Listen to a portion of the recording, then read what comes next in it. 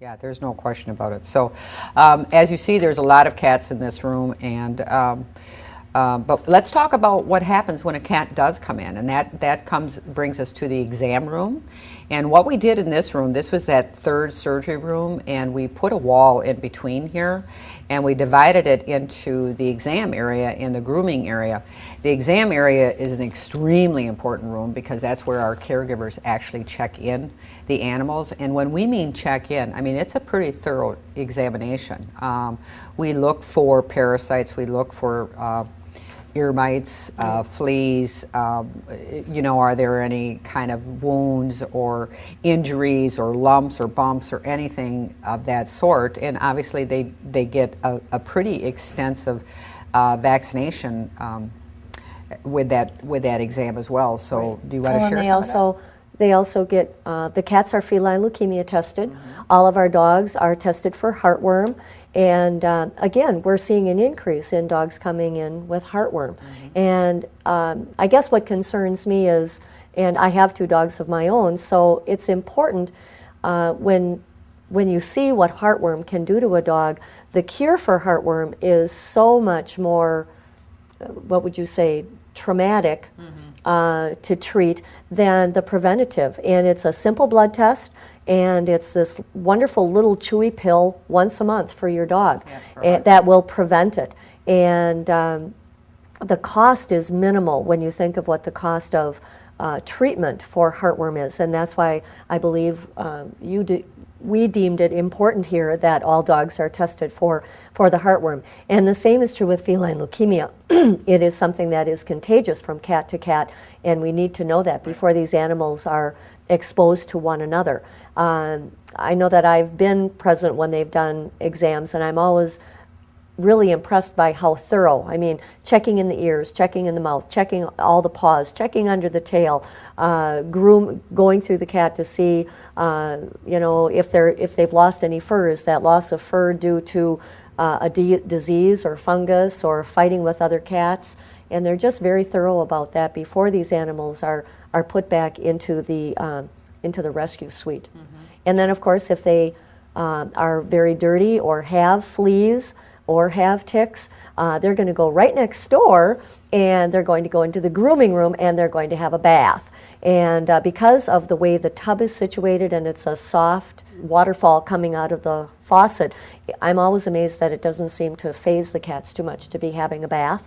The dogs, we sometimes have to put a little clip on them so that they're not jumping out of the tub, but it's a great area for us to be able to give the dogs and the cats a bath before they go into that rescue suite, to relieve any itching or problems that they're having with parasites, and of course making sure that they're not contagious to the other animals in the rescue area.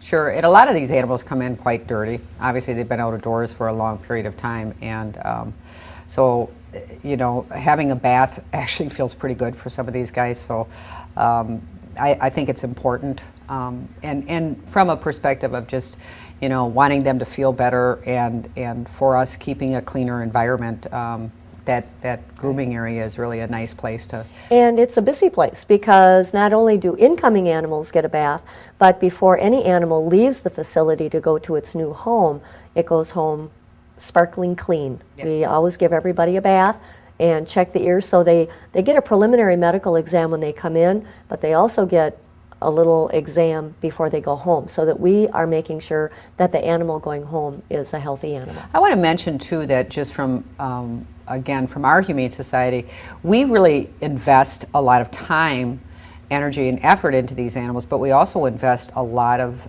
medical care into these cats and dogs. And so when people adopt from a shelter, they're really getting a pretty good bang for their buck. These are animals that obviously are going to get an exam, going to be heartworm tested, feline leukemia tested, worm, distemper vaccination, and then they get, as I said, a free exam. And so, for really a minimal amount of money, for a minimal adoption fee, these folks are generally getting an animal that's already spayed and neutered, and really pretty much ready-made, with the exception of possibly a rabies vaccination. So it's, adopting from a Humane Society is really a good idea, not just because you know, these animals desperately need homes, but you know, even from an impact financially, it's a reasonable fee for people to adopt, and of course anytime someone adopts from a shelter, they make room for one more, so that allows us to you know, bring another animal in. So that's really what we're all about, is finding forever homes for these guys. Well, and of course, in addition to the medical and the housing of the animals, we also have our staff who have attended several seminars and are well versed in the behavior of animals. We're constantly looking and watching the animals and learning about their behavior.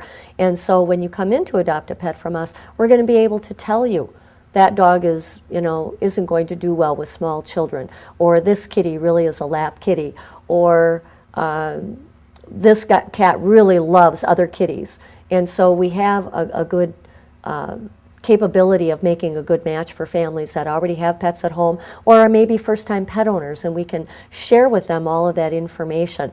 And it isn't that we want people to think, oh, well, we don't think you know anything about animals, but we want people to have this be a good beginning when they're introducing a home into a new pet into their home. Right. Let's move on to Night Drop. Sure.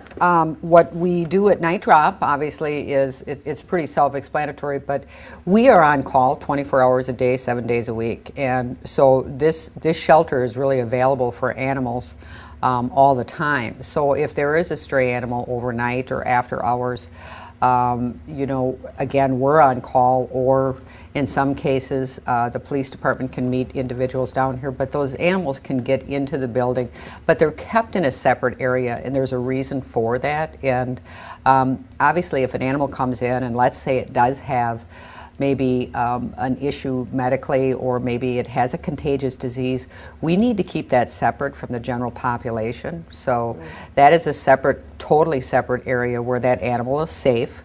And and you'll see that we have one area for cats.